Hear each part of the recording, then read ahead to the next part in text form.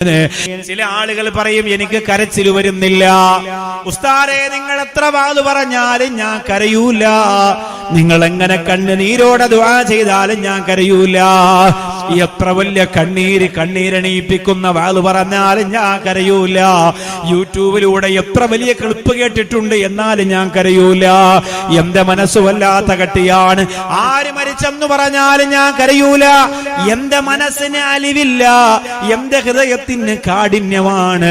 അല്ലാഹുവിന്റെ റസൂൽ അതിനെ വഴി പറഞ്ഞു തരുന്നുണ്ട്. 3 കാര്യം കൊണ്ടാണ് ഹൃദയത്തിൽ കടുപ്പം കൂടുന്നത്, 3 കാരണങ്ങൾ കൊണ്ടാണ് ഹൃദയത്തിന് കാഠിന്യം കൂടുന്നത്. യൂട്യൂബിലെ ഇന്നത്തെ ലൈവിന്റെ പ്രധാനപ്പെട്ട വിഭവങ്ങൾ എന്ന് പറഞ്ഞ് കണ്ടന്റുകൾ കൊടുത്തിരുന്നപ്പോ അതിന്റെ അകത്ത് പറഞ്ഞിരുന്നതാണ് ഹൃദയ കാഠിന്യത്തിന്റെ കാരണങ്ങൾ എന്തൊക്കെയാണ്.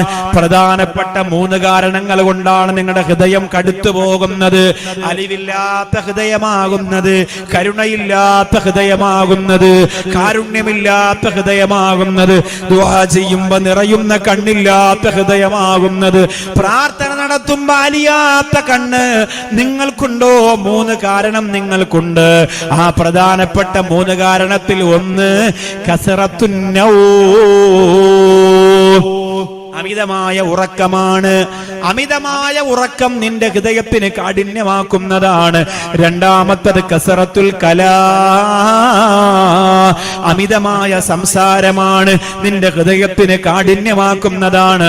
3 കസറത്തുൽ മുഖാലിത്ത, അമിതമായ ഇടപെടലാണ്. എപ്പോഴും റോട്ടിലാണ്, എപ്പോഴും കൂട്ടുകാരോടൊപ്പമാണ്, എപ്പോഴും ക്ലബിലാണ്, എപ്പോഴും ജനങ്ങളോടൊപ്പമാണ്, എപ്പോഴും അവരോട് വർത്തമാനം പറഞ്ഞ് റോഡിൽ പോയാ പിന്നെ വരൂല, കടയിൽ പോയാ പിന്നെ വരൂല, വായനശാലയിൽ പോയാ പിന്നെ വരൂല, ക്ലബിൽ പോയാ പിന്നെ വരൂല, ചായക്കടയിൽ പോയാ പിന്നെ വരൂല, ഹോട്ടലിൽ പോയാ പിന്നെ വരൂല, ലൈബ്രറിയിൽ പോയാ പിന്നെ വരൂല. അവിടെ തന്നെ നിന്നുകൊണ്ട് ചുറ്റിക്കറങ്ങി കൊച്ചു വർത്തമാനം പറഞ്ഞങ്ങ് സമയം കളയലാണ്.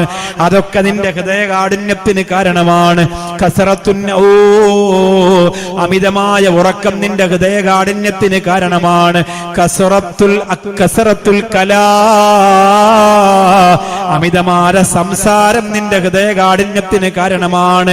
കസറത്തുൽ അക്ലി, അമിതമായ ഭക്ഷണം നിന്റെ ഹൃദയകാഠിന്യത്തിന് കാരണമാണ്.